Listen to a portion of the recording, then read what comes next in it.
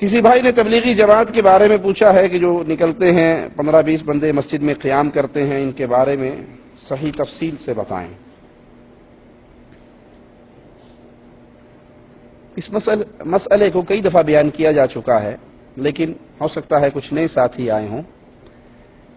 مسلمان پہ اللہ کے دین کی تبلیغ کرنا واجب ہے، ہر مسلمان پہ، یہ مولویوں کا کام نہیں، ہر مسلمان پہ۔ جو مسلمان ہے اسے پیارے نبی صلی اللہ علیہ وسلم کا کوئی بیان، کوئی فرمان، کوئی ارشاد، کوئی حدیث ملتی ہے، پہنچتی ہے، تو اس پہ لازم ہے کہ اس کو آگے اپنی استطاعت کے مطابق پہنچائے۔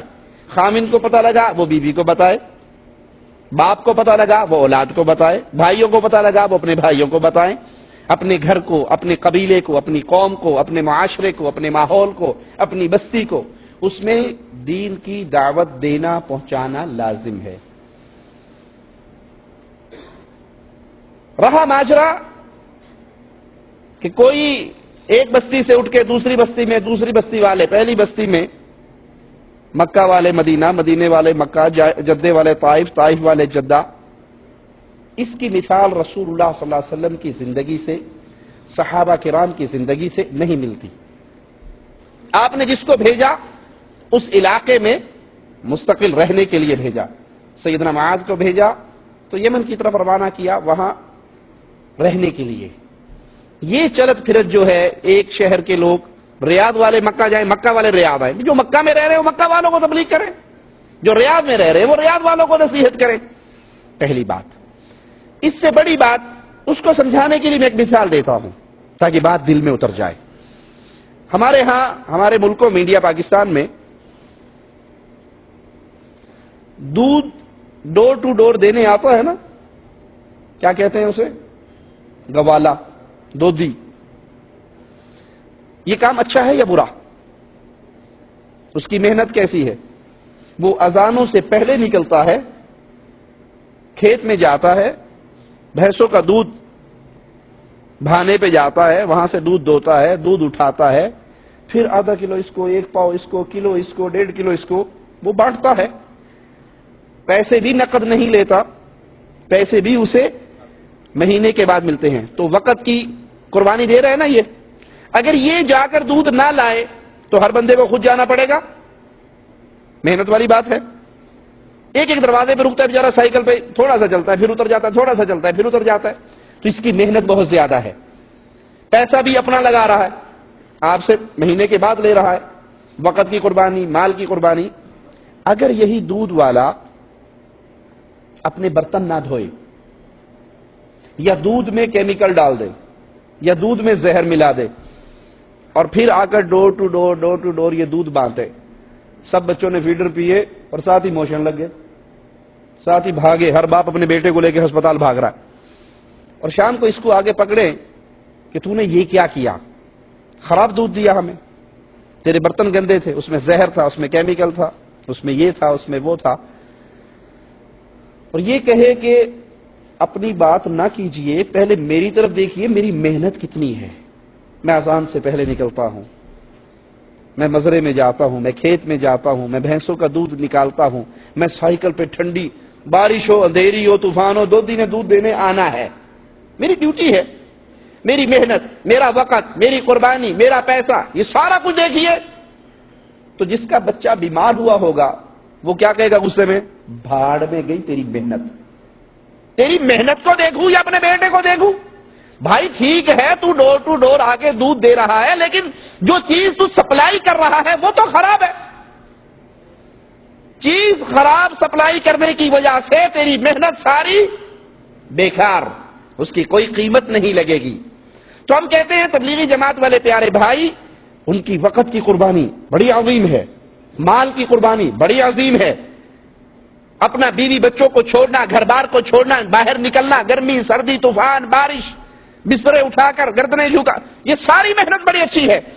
جو چیز وہ سپلائی کر رہے ہیں ڈور ٹو ڈور، وہ کیا ہے؟ دیکھنے والی بات، جو چیز وہ سپلائی کر رہے ہیں، جو دروازوں پہ جا کر لوگوں کو بلا کر مسجد میں اکٹھا کر کے پڑھا کیا رہے؟ اگر تو قرآن کا ترجمہ پڑھائیں تو ہم خود جانے کے لیے تیار، اہلاً و سہلاً، سب جائیں، سب سنیں۔ اگر وہ بخاری شریف سے درس دیں، حدیث کا، سب سننے کے لیے تیار. وہ دیتے ہیں مولانا زکریا صاحب کی فضائل اعمال کا درس. فضائل اعمال جس کو مولانا زکریا صاحب نے لکھا وہ شرکیہ واقعات سے بھری پڑی ہے, شرکیہ عقائد سے بھری پڑی ہے. وحدت الوجود کا عقیدہ اس کے اندر موجود ہے, غیر اللہ سے فریاد کرنے کا عقیدہ اس کے اندر موجود ہے. صفحہ 558 فضائل صدقات حصہ 2 کتب خانہ فیضی لاہور کی چھپی ہوئی. ہر پریس کی الگ الگ پیج ہوتے ہیں. کتب خانہ فیضی لاہور کی جو چھپی ہے اس میں مولانا زکریا صاحب عقیدہ وحدت الوجود جو صوفیوں کا عقیدہ ہے کہ نعوذ باللہ ہر چیز ہی اللہ ہے, اس عقیدے کو بیان کرتے ہوئے کہتے ہیں یا اللہ معاف فرمانا, جھوٹا ہوں, کچھ نہیں ہوں, تیرا ہی ذل ہے, تیرا ہی وجود ہے, میں کیا ہوں, کچھ نہیں ہوں, جو تو ہے وہ میں ہوں. یہ شرک کا عقیدہ ہے. اس عقیدے کے آنے کے بعد اب کوئی یہ کہے کہ ان کی محنت تو دیکھو, ہم کہیں گے جب شرک آ جاتا ہے تو ساری محنتیں برباد ہو جاتی ہے. عاملۃ ناصبہ تصلی نارا حامیہ, محنت کر کر کے گردنیں جھکی ہوں گی لیکن یہ سارے اعمال برباد کر دیے جائیں گے اور جہنم کا ایندھن بنا دیا جائے گا. کیوں؟ اگر عقیدہ شرک موجود ہے. مولانا صاحب اس کے اندر ایک سخی کا واقعہ لکھتے ہیں, فوت ہو گیا, لوگ اس کی قبر پہ گئے زیارت کے لیے, اونٹ پہ سوار ہو گئے. صاحب قبر اونٹ والے کے خواب میں آیا اور کہا تم میری قبر پہ آئے ہو, خالی پیٹ جاؤ تو اچھا نہیں لگتا, یہ اونٹ مجھے دے دو, اس کے بدلے میں اصیل اونٹ میرے گھر کھڑا ہے وہ تم لے لو. خواب ہی میں سودا ڈن ہوا. مولانا زکریا صاحب کے لفظ ہیں کہ صاحب قبر اٹھا, اس نے اونٹ کو نہر کیا, ذبح کیا, قبر سے اٹھا, ذبح کر دیا. جب یہ باقی سوئے ہوئے اٹھے تو دیکھا اونٹ کا خون جاری تھا, بچنے کی امید نہیں تھی. اس کا گوشت بنایا کھایا پیا, واپس جا رہے تھے, سامنے سے ایک آدمی آ رہا تھا, کہتا تمہیں فلاں ابن فلاں کون ہے؟ کہا میں ہوں. کہا میرے باپ کو کچھ بیچا تھا؟ کہا خواب کے اندر سودا ہوا تھا. کہا اس کے بدلے میں یہ اصیل اونٹ تو لے لے. ایک اور حضرت کا واقعہ لکھتے ہیں کہ وہ لوگوں سے چندہ لے کر فقیروں کی مدد کرتے تھے, صاحب خیر تھے. ایک فقیر آیا, اس سے مانگا, اس کے پاس کچھ تھا نہیں. وہ لوگوں زندوں کے پاس سب کے دروازوں پر گئے, کسی نے کچھ نہیں دیا. پھر ایک سخی کی قبر پہ جا کے بیٹھ گئے اور اس کو سارا حال سنا دیا. واپس آئے, اپنے پاس ایک اشرفی آدھی توڑ کے اسے دے دی, آدھی پاس رکھ لی. خواب کے اندر قبر والا آیا, کہنے لگا میں نے تیری ساری بات سن لی تھی, مجھے جواب دینے کا امر نہیں تھا, اجازت نہیں تھی کہ میں تجھے جواب دوں, سن لی تھی میں نے. اب میرے گھر والوں کے پاس جو اسی کو چولہا پھاڑو, چولہے کے نیچے ایک مرتبان دفن ہے, اس میں خزانہ ہے, وہ لے کے اس فقیر کو دے دو. مولانا صاحب کے دو لفظوں پہ غور کیجئے, صاحب قبر اٹھا اونٹ ذبح کرنے والے قصے میں, اور ادھر کہہ رہے ہیں قبر والے نے کہا میں نے تیری بات سن لی تھی, جواب دینے کی اجازت نہیں تھی. قرآن کہتا ہے اموات غیر احیاء وما یشعرون ایان یبعثون, یہ جو قبر میں دفن ہو گئے یہ مردے ہیں, یہ زندہ نہیں ہیں, انہیں تو یہ بھی شعور نہیں ہے کہ اٹھایا کب جانا ہے. تو پیارے بھائی محنت بہت ہے, کاوش بہت ہے, خدمت بہت ہے, مال کی قربانی, وقت کی قربانی, لیکن اصل بات کیا ہے کہ پیش کیا کر رہے ہو, سپلائی کیا کر رہے ہو. بشر کی لکھی ہوئی کتاب وہ بھی جو غلطیوں سے بھری پڑی ہے, بشر کی لکھی ہوئی کتاب اور وہ کتاب جس کے اندر شرکیہ واقعات ہے, قبر پرستی کی دعوت ہے, مردوں سے مانگنے کی دعوت ہے. تو جب شرک داخل ہو جاتا ہے پھر کوئی محنت بھی قبول نہیں ہوتی.